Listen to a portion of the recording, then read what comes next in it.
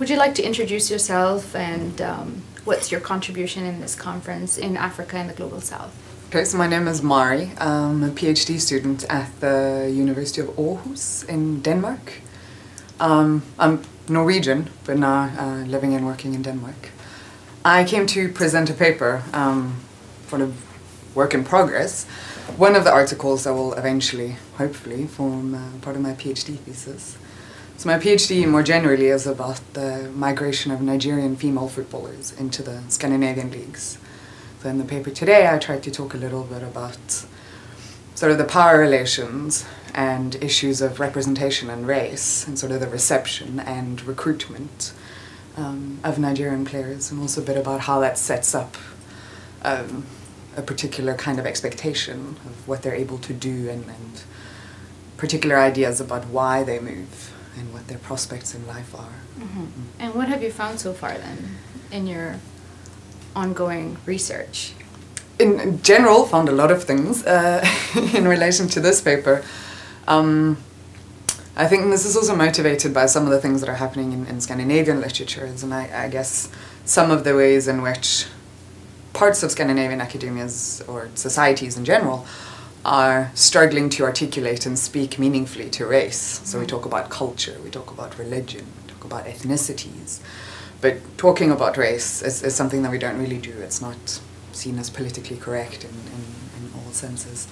So my paper is trying to figure out that yes, there are certain power relations that have to do with global relations of power, but that there are also a sense of colonial complicity, and that race and racialized discourses, also relating to ethnicity and culture, matter in how we come to speak about the other. So there is in some senses, an Orientalist sort of exoticized idea about this African migrant that comes to play in Scandinavia, and that comes with ideas about, bodies, what's naturally given, what capacities we have in bodies, and also the societies and backgrounds that they come from. So, trying to speak to some of these essentialized notions of the black body and what that means in football.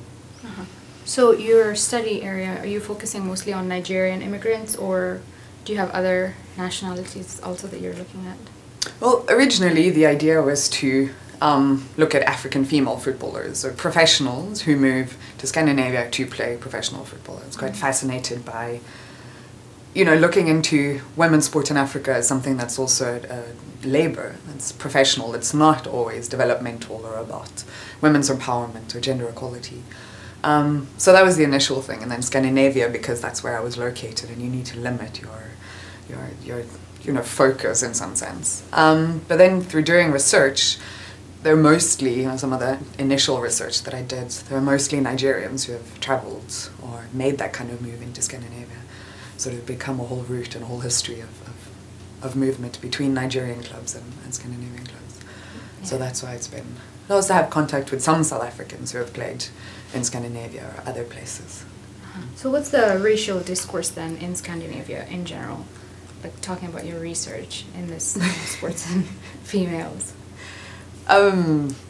So part of what I presented today is, I think there are in particular three things that came across very strongly, is that clubs very quickly set up South American and African players as being a very other group from the rest of us, which is Australian, North American, European, Scandinavian players, that they portray an idea where these are all seem to have cultural similarities and linguistic similarities, which I find surprising sometimes, that, makes movement easy between the countries.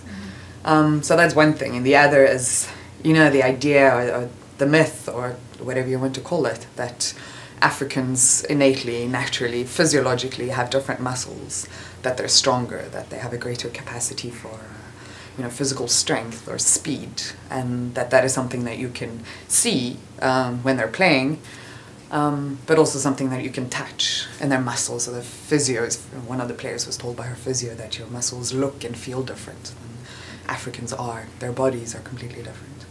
Which ties into ideas about what kinds of capacities do we give to other people, and the sort of, yes, very typical in terms of racial stereotypes in sports, that black people tend to get associated with natural physical capacities, whereas you know, the white default is we have mental capabilities and capacities. We can think and plan and make strategic decisions, whereas, you know, the idea is that black bodies are naturally talented. It's not something that was gained through hard work and dedication. It's just their bodies are talented in that sense. And there's a third element about ideas of underdevelopment and poverty and patriarchy in Africa that definitely frames how clubs understand and how they make sense of the movements that the players make. So she's moving to a better life. She's moving away from poverty. She's moving away from gendered oppression and patriarchy. Her being here means that she's supporting a whole family, a whole village, you know, so essentially also by recruiting an African player, we're engaging in some sort of developmental project where we're helping a whole village, which may or not be true. Like, some players come from diverse socioeconomic backgrounds. They're not all, you know, poor, undereducated, underprivileged girls. Right. So on their end then, on the end of the immigrant women sports players then, what's the reflection, or what do they understand by the racial discourse that's surrounding them? How's their response to that? I think this is probably one of the big shortcomings of my project, and one of the things that have been difficult. So finding ways in which to speak to that experience, being me, being who I am, and living in the body that I do, and coming with that sort of legacy of a particular position in society, of relative privilege. So how do we find ways, how do I find a way in which to create a space where they think it's even meaningful to have a conversation with me about race? Because what background, what position do I have to even be able to understand what is going on, right? So it was something that was difficult to get to, and I didn't successfully get to kind of their engagements a lot. Also, I didn't spend a lot of time in Nigeria, and it's not a context that I'm incredibly familiar with. Right. I have a lot of experience from South Africa, where talking about race and engaging with issues about positionality and race is something that, you know, most people are incredibly articulate and eloquent of, right? So it's just a bit of a strange experience for me as well. You know, but then there's also, I don't know if you want to call it complicity, but, you know, sort of an agreement or engagement with the idea of Africans having different natural bodily capacities. That's a source of pride. Like, we were watching clips from the Johnson documentary the other day, right? So, you know, some of that is coming through as well, saying, you know, we've struggled, so we're strong. Our bodies are better. It's a God-given talent, for example. Like, God has given us much better bodies than the white players that we play against. And it's a source of pride. Like, is that how they feel? That's what you think? Yeah. Having talked to some of those women? Yeah, no, definitely. You know, my muscles are powerful. I am more powerful. I'm capable of playing with pain. I'm capable of harder tackles. My body is stronger, and it can do more than you know, some other Scandinavian, other white counterparts. They'll, you know, laugh and say, you know, these white girls, you know, they haven't seen tough times. They don't know what it's like. They just take painkillers, and then they're like, oh, I can't play anymore. Oh, yeah. So there's a sense So there aren't other women that are taking this either not as lightly as, you know, you're making them out to say, like they say they're stronger anyway. But what, on the other side, are there other women that say, oh, no, I can't do this anymore? No, I haven't had, you know, not in terms of the discourse about bodies, but when it comes to ideas about, you know, African society or culture, because here from the club side is often spoken about as African, not necessarily Nigerian, or locating them in a particular context. Then more clearer frustration and articulation of going, you know, they're all stupid questions. They want to know about everything. They assume that because I'm black, I'm poor, and I'm hungry, and they don't understand that I'm here as a professional, that I'm here to play football. I'm not necessarily here because, you know, I want a better life, or I want to live in Scandinavia for the rest of my life, or my whole country is poor and we don't have TVs, all right? So they're definitely engaging more, at least what I was able to access, and you've got to remember that it's been a difficult conversation to start and to keep. So in that sense, much more articulated sort of disagreement or sort of resistance. But also in some senses, you know, the ways in which it's not always in their interest either to engage with this. And I don't know whether I was interpreted as someone who was on the side of the clubs, right? They wouldn't necessarily trust that I wouldn't go and tell the clubs or other people in the FAs what they were saying. Because in some senses, whatever if the representation that is out there serves to provide opportunities for you and it provides you with more money, then, you know, at what point do you start resisting that, right? So do you make it a political project at the expense of, you know, the financial incentives and you doing your job and getting paid for that job? Right.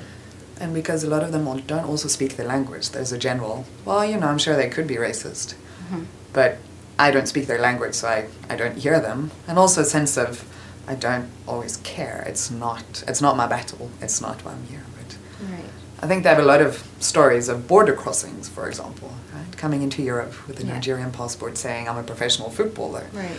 But then, you know, they all shrug them away because I think they've been doing this for such a long time. These are like highly experienced international footballers who've crossed borders across the world many, many times and for many years. So that kind of sense of suspicion. Why are you moving? You know, are you really a footballer? Are there women who are footballers? Do you make money? I think they're quite used to hearing that. And they also say, you know, you get used to it second or third time around. You just tell them, listen, don't play silly with me. Here's my visa. Just let me go because I'm here legitimately. So, you know. So these are some of the problems that they face. So bringing it home now, then how does a conference like this impact your research? Well, in many ways, it's perhaps most importantly, it's also really nice to be in a space where, you know, studying sport in Africa isn't the marginal, you know, where you constantly have to legitimize what you're doing and why it's interesting, and also that it's a form of labor. It's not all about development, or it's not, you know, Africans running around and having fun on the field, or, you know, because sometimes. Which is, yeah, so just having discussions with like-minded who agree that sport in Africa is an academic field of study, you know, that's legitimate and that has authority. And building networks and getting to meet with scholars that previously, you know, you haven't met face-to-face. It's a relatively long way to come from Denmark. So it is. That's been wonderful. You know, the sessions are great, but also the opportunity to hang out and make connections.